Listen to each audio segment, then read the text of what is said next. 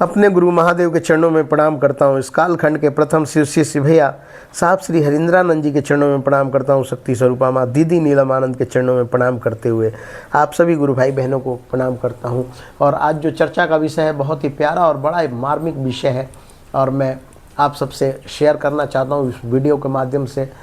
और जहाँ तक मैं समझ पाया हूँ कि गुरु महादेव ने साहब को प्रथम शिष्य के रूप में घोषित किया और साहब श्री हरिंद्रानंद जी ने जनमानस में ये बताने का निश्चय किया कि शिव मेरा गुरु है, शिव तुम्हारा भी गुरु हो सकता है। और इससे मैंने ये देखा एक परिणाम, सबसे ज़्यादा जो अनुभवी परिणाम मुझे देखने को नज़र आता है तो ये देखने को मुझे मिलता है कि हम जो भी अनजान भी व्यक्ति थे, जिनसे हमारी कोई जान नहीं, कोई पहचान नहीं, किसी से हम कभी मिले नहीं, वो भी आज एक दूसरे के संपर्क में इस कदर आ गए कि कोई भी कष्ट होता है या कोई भी परेशानी आती है या कोई भी घटना उनके साथ होती है तो वो सर्वप्रथम गुरु भाई बहनों को याद करते हैं। और बड़ा ही ये मार्मिक विषय है, मन को एकदम झकझोर के रख देता है कि महादेव ने कैसा रिश्ता दे दिया हम सबके जीवन में साहब के माध्यम से।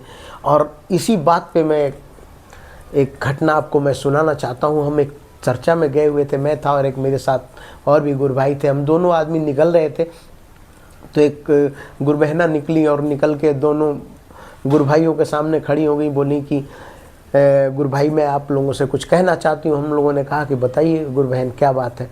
तो उन्होंने कहा कि मेरा 20 साल का एक बेटा है, वो मेरी बात नहीं मानता है, कुछ इस तरह से अमर्यादित व्यवहार करता है जिससे मन दुखी होता है। आप सब आएँ एक बार और आने के उपरांत उसको ज़रा समझाएं, क्या पता वो समझ जाए।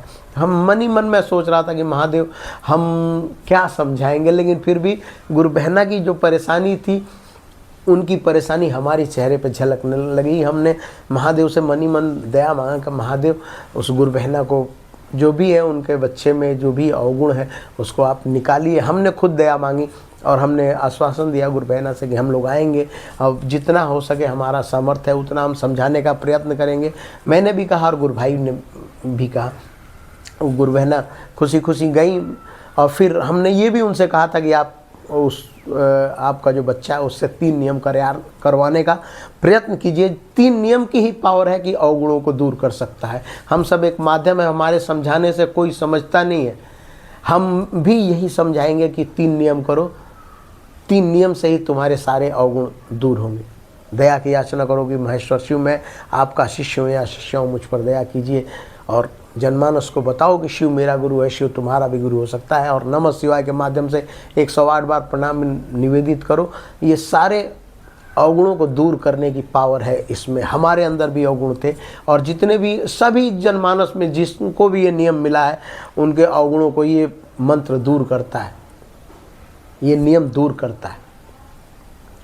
और उनको एक छोटी सी बात बताई मैंने कि ये कथा आप अपने बच्चों को सुनाना। और आप सबसे भी मैं शेयर करना चाहता हूँ कि आप सब भी ये कथा अपने बच्चों को सुनाना। एक छोटा सा बच्चा जो भी 8-10 साल जो भी उम्र होगी वो विद्यालय जाता है, विद्यालय से वो लौट के आता है और लौटने के उपरांत उसके हाथ में एक पत्र होता है और वहाँ से प्रिंसिपल जो भी होते हैं, उस प्रबंधक या जो भी उस स्कूल के टीचर होते हैं, वो एक लिफाफा देते हैं और बच्चे को कहते हैं कि ये ले जाके सिर्फ अपनी माँ को देना, ये माँ को ही देना और किसी के हाथ में मत देना। वो बच्चा पत्र लेके आता है और माँ के हाथों में देता है, कहता है कि माँ मुझे ये स्कूल से पत्र मिला है, आप इसको देखिए इसमें क्या लिखा है। और प्रिंसिपल ने ख़ास तौर पे बोला कि ये और किसी को मत देना, सिर्फ अपनी माँ को देना, मैं आपके हाथों में सौंपता हूँ। वो पत्र माँ खोलती है और खोलने के उपरांत पढ़ने लगती है। पढ़ने के उपरांत माँ की आंखों में आंसू होते हैं, माँ रोने लगती है और बेटे को गले लगा लेती है। बेटा कहता है कि माँ आखिर क्या दिक्कत है, इस पत्र में ऐसा क्या लिखा है कि आप रो रही हैं। माँ कहती है कि बेटा इसमें लिखा है कि तुम विद्यालय के सबसे तेज विद्यार्थी हो, उनके पास तुम्हें पढ़ाने के लिए उनके पास कोई योग्यता नहीं है। बच्चा बहुत खुश होता है, लेकिन माँ की आंखों में आंसू देख के मन ही मन उसका भी मन रोने लगता है, बच्चा भी रोने लगता है। लेकिन माँ फिर ये प्रयत्न करती है, वो खुद पढ़ती है और पढ़ने के उपरांत फिर वो बच्चे को पढ़ाने लगती है और पढ़ाने के उपरांत वो बच्चा आगे चल के एक बहुत बड़ा वैज्ञानिक बनता है, जिसको कहते हैं थॉमस एडिसन, जिन्होंने बल्ब का आविष्कार किया। और कुछ समय उपरांत, कुछ काल, जो भी समय कुछ बीतता है, 10-20 साल जो भी बीता है, उसके बाद उनके माँ का निधन हो जाता है।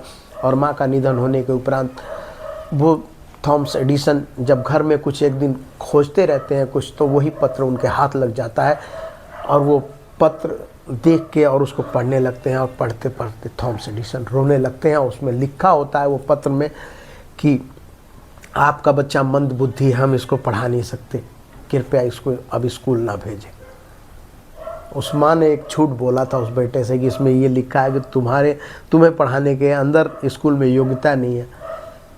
माँ ने उस दर्द को सह के और बच्चे से झूठ बोल के और खुद पढ़ के उस बच्चे को ऐसा पढ़ाया कि बच्चा जो है कि आगे चल के बल्ब का आविष्कारी बन गया। उसी तरह एक माँ को कभी हार नहीं मानना चाहिए। उनका बच्चा अवगुण है, दोष है, उनके अंदर इतनी काबिलियत है, महादेव ने इतनी क्षमता दे रखी है कि आप अपने बच्चों के अवगुणों को खुद दूर कर सकते हैं। सिर्फ भरोसा रखिए महादेव पे। और मैं तमाम जितने भी माता पिता हैं, जितने भी अभिभावक हैं, मैं सबसे हाथ जोड़ कर विनम्र निवेदन करता हूं कि 3 नियम अपने बच्चों को ज़रूर बताएं और 3 नियम के माध्यम से अवगुण जरूर बच्चों के दूर होंगे। और ये कहानी भी अपने बच्चों को अवश्य सुनाएं। मैं इन्हीं शब्दों के साथ पुनः आप सभी गुरु भाई बहनों को मैं प्रणाम करता हूँ।